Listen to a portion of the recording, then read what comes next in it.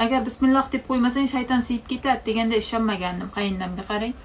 Ko'rinyaptimi yo'qmi? Yaxshi kiyimchalarni bab odam esdalikka olib qo'ygisi keladi, 30 yildan keyin tomosha qilgisi keladi. Hozir mana shu davrlarni ko'rib odam yig'lagisi keladi, lekin shayton siyib ketgan. Qarang, sap-sariq qilib.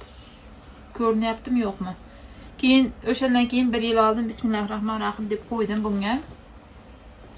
Oppoq turibdi narsalari. Bismillahrohmanrohim deb sandiqqa qo'yish kerak ekan kiyimlarni, kiymayotgan kiyimlarni ancha yil yaxshi tursin desangiz, men yaxshi kurtkamga shayton siyib ketgan, hozir ko'rsataman.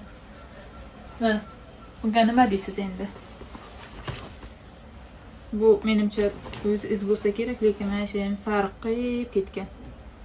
O'sha narsalarga qizlar e'tibor beringlar, iloji boricha sandiqqa qo'yishdan oldin bismillahrohmanrohim deb qo'ysak ketibdi qizlar sap-sariq qilib. Qarang mana.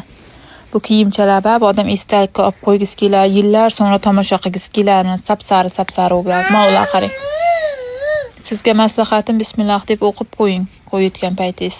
Hozir hammasini qarab chiqyapman-da. Mana qarang shunga. Men bunaqa sariq qilib qo'ymaganman hali.